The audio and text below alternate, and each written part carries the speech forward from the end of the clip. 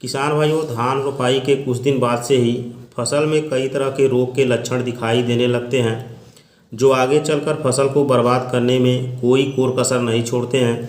इन बीमारियों का बेहतर इलाज करना बहुत ज़रूरी होता है, जिसके लिए रोग का सही पहचान एवं उसके लिए सही दवा का प्रयोग करना भी बहुत ज़रूरी होता है। इन रोगों की अनदेखी करने से कभी कभी पूरी फसल बर्बाद हो जाती है और उपज शून्य हो जाती है।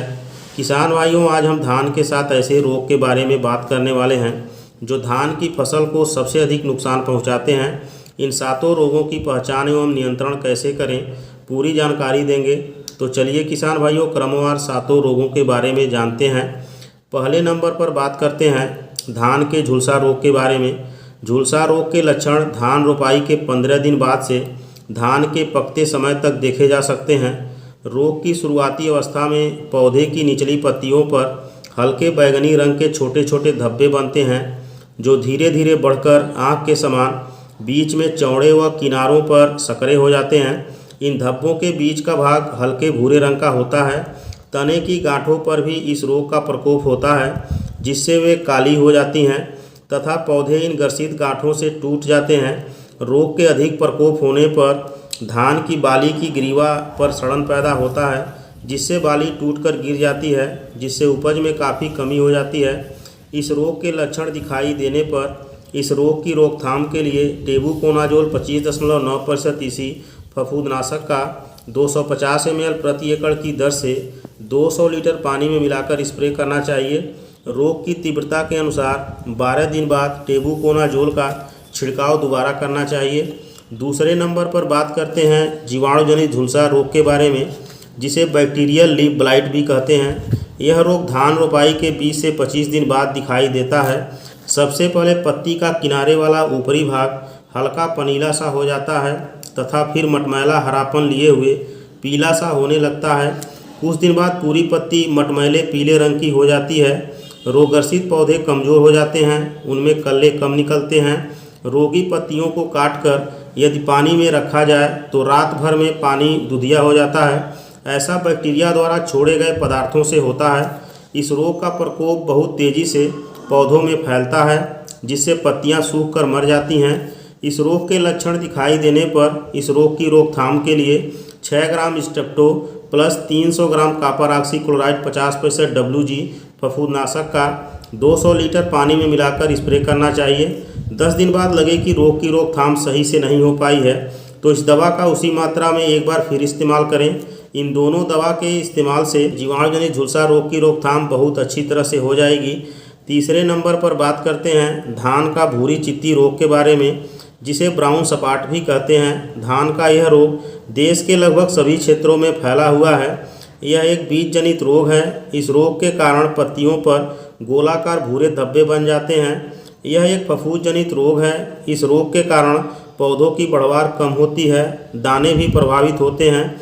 चूँकि इस रोग में पत्तियों पर तिल के आकार के छोटे छोटे भूरे धब्बे बन जाते हैं, जो आगे चलकर ये धब्बे आपस में मिलकर बड़े हो जाते हैं और पत्तियों को सुखा देते हैं। इस रोग के लक्षण दिखाई देने पर इस रोग की रोकथाम के लिए कार्बेंडाजिम 50% WP का 400 ग्राम प्रति एकड़ की दर से 200 लीटर पानी में मिलाकर स्प्रे करना चाहिए।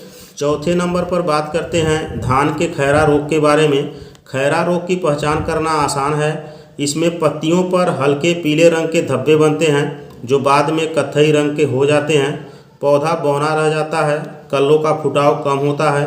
धान में खैरा रोग जिंक की कमी के कारण आता है।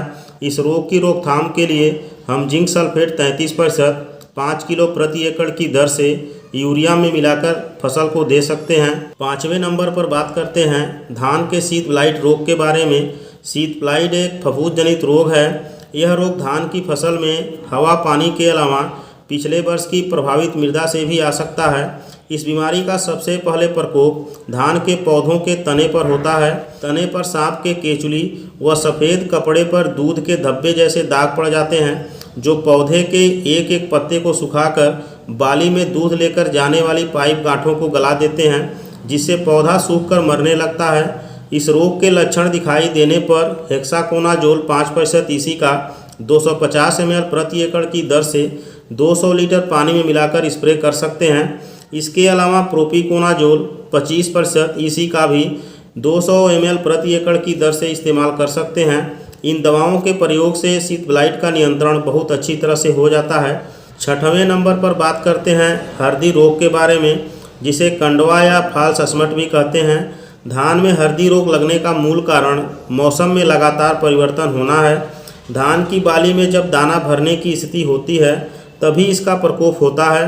दानों पर पीले रंग की मखमली पिंड जैसे लक्षण दिखाई देते हैं।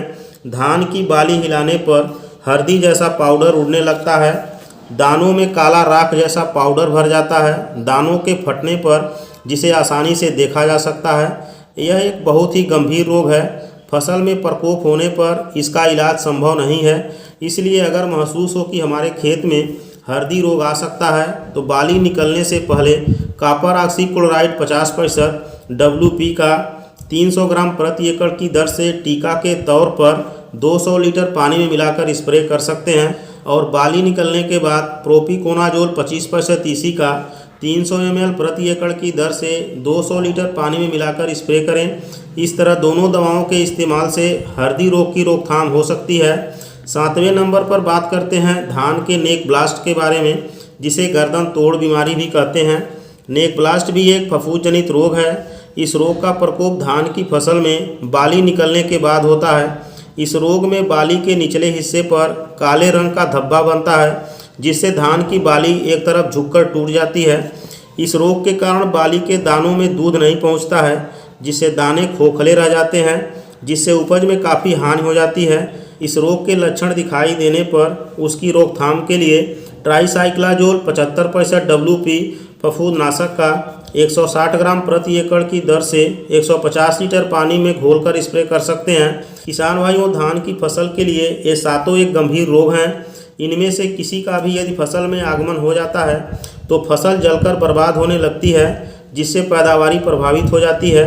इसलिए फसल की नियमित देखभाल करते रहें और यदि फसल में किसी रोग का आरंभिक लक्षण दिखाई दे रहा है तो उसकी रोकथाम के लिए तत्काल उपाय करें। किसान भाइयों, वीडियो अच्छी लगी हो तो लाइक करने के साथ साथ शेयर जरूर करें। अगले वीडियो में एक नई जानकारी के साथ फिर मिलेंगे। तब तक के लिए धन्यवाद।